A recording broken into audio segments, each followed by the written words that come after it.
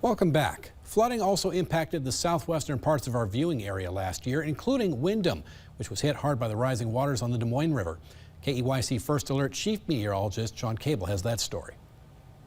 This is Windham just 1 year ago, where in just 2 days, 12 inches of rain caused the Des Moines River to rise over 7 feet in just 24 hours.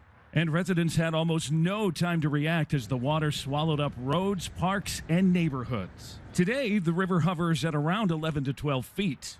But last year, it crested at a record 25 feet. More than 90% of the homes in Windham reported some sort of damage, ranging from an inch of water in basements to over 5 feet.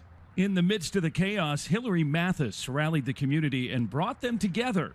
She is now the mayor of Windham. You know, I think most of the people are recovered. I did reach out to some community members that had it the worst. They're on 16th Street by the Catholic Church, Perkins Creek. There was one family there who just wrapped up the majority of their work in December, and they just got an appeal from FEMA, so that's good because they had a lot of damage.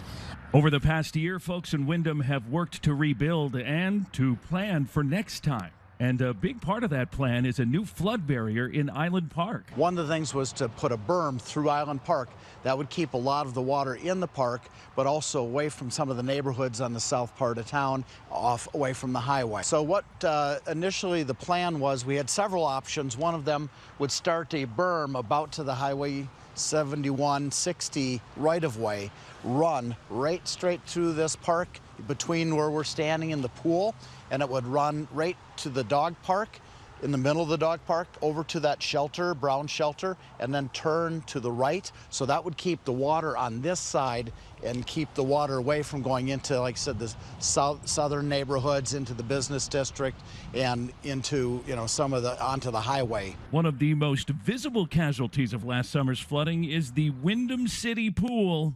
And it's not going to be open anytime soon. No pool in town, extensive damage to the pool, the underground pipes, the pumps, just unusable. It just can't be used in this condition. Luckily, we have some nearby pools that kids can utilize for swimming lessons, but it is a bummer to have this not working right now. What I'm hoping for is if we can get a damage assessment and kind of a contribution or FEMA covering, reimbursing our cost. If we can get a good chunk of dollars, I think the council then would be looking at, all right, how do we leverage other grants and other resources? Because I think it's going to have to get rebuilt, and it's probably going to, my own opinion, I believe it will be someplace else just due to the FEMA dollars coming into it. It can't remain in a floodplain. Windham wasn't alone. Across southern Minnesota and northern Iowa, cities worked together, sharing resources in the middle of the flood fight. We shared sandbags with City of Jackson when they needed some large sandbags. Yep. We shared some intel we started using seed corn bags for the big sandbags. Cities that were not impacted by flooding were there to help as well. We had 50,000 sandbags scattered throughout town in people's homes, in their driveways, in their yards, and along streets. And how do you pick all that up? Worthington, the city of Redwood Falls, the city of Marshall, city of Mountain Lake, they showed up with crews and helped us pick up sandbags.